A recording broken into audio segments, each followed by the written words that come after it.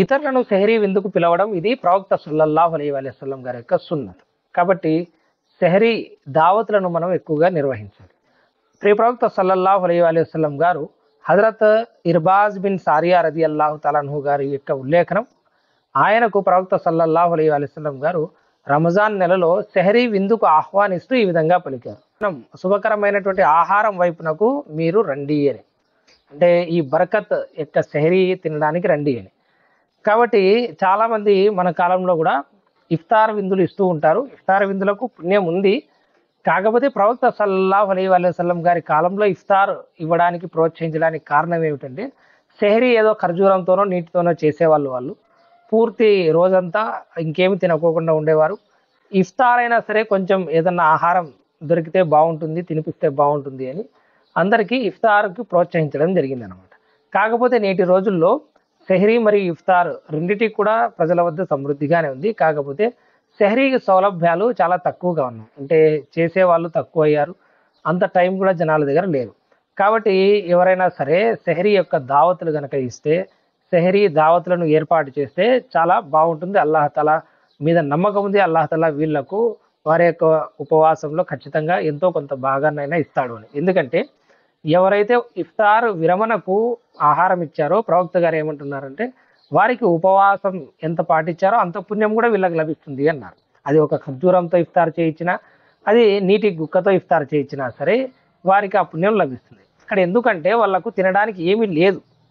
అటువంటి వాళ్లకు వాళ్ళు ఇది ఇచ్చైనా సరే మీరు ఇఫ్తార్ చేయించండి అన్నారు. ఇక్కడ సెహరీకి మనం ఏర్పాట్లు చేయకపోతే కొంతమంది జనాలు అసలు ఉపవాసాలే పెట్టరు. ఉదాహరణకు కాలేజ్ స్టూడెంట్స్ కానివ్వండి, వీళ్ళకు చేసుకునేటువంటి వసతులు ఉండవు, లేదా హాస్పిటల్ దగ్గర వచ్చిన వాళ్ళు, లేదా ప్రయాణికులు, లేదా ఒంటరిగా ఉన్నటువంటి వాళ్ళు, పొద్దున్నే ఆ రకమైనటువంటి హోటళ్ళు కూడా ఉండవు, లేదంటే డబ్బులు ఉండవు, లేదంటే ఆ రకమైన తిండి తినలేరు, లేదా ప్రయాణంలో ఉన్నటువంటి వాళ్ళు, ఇలాంటి వాళ్ళందరికీ కూడా మనము, లేదా ఎవరికైతే తినే స్తోమత లేదు ఇట్లాంటి వాళ్ళకి కనుక మనం సెహరీ ఏర్పాటు చేస్తే వాళ్ళు ఉపవాసాలు పాటించే అవకాశం ఉంది.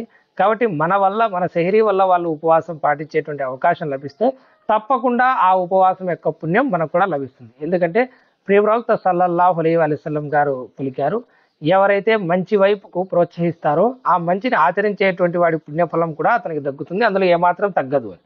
కాబట్టి మన వల్ల అతను గనక ఉపవాసాన్ని పాటించాడు అంటే ఆ ఉపవాసం యొక్క పుణ్యం ఖచ్చితంగా మనకు లభిస్తుంది. చాలా చోట్ల నంద్యాల సైడ్ కానీ, ఈ రాజమండ్రి సైడ్ కానీ, కొన్ని వెస్ట్ గోదావరి, ఈస్ట్ గోదావరి ఇట్లాంటి ఆ జిల్లాల్లో కూడా, నెల్లూరులో చాలా చోట్ల ప్రయాణికులకు కూడా సెహరీ ఏర్పాట్లు చేయడం జరిగింది. అదేవిధంగా అనంతపూర్లో దాదాపుగా 7-8 మస్జిదుల్లో 30 రోజుల పాటు సెహరీ ఉంది. తాళపత్రిలో కూడా కొన్ని మస్జిదుల్లో ఉంది. కొన్ని చోట్ల తాళపత్రిలో నిరంతరాయంగా సెహరీ 30 రోజుల పాటు ఉంటుంది. అదేవిధంగా గుత్తి మద్రసా ఇస్లామియా సోహరవర్దియాల 30 రోజుల పాటు ప్రజలందరికీ కూడా సెహరీ దావత్ ఉంటుంది. ఇట్లాంటివి ఇంకా ఎక్కువ రావాలని చెప్పేసి నేను కోరుకుంటున్నాను. ప్రతి మస్జిద్లో కూడా సెహరీ దావత్ ఇచ్చేటువంటి ఏర్పాట్లు చేయాలి. ఇఫ్తార్ దావత్కి ఇఫ్తార్ ఏదో ఒకటి తింటారు, లేదంటే ఇంటికి పోయినా తింటారు. ఇఫ్తార్ దావతుల కంటే సెహరీ దావతులు చాలా ఇంపార్టెంట్ ఈ కాలానికి. కాబట్టి ప్రజలందరూ కూడా ఈ విధమైనటువంటి కార్యక్రమాల్లో చురుగ్గా పాల్గొనాలని చెప్పేసి నేను విజ్ఞప్తి చేస్తాను.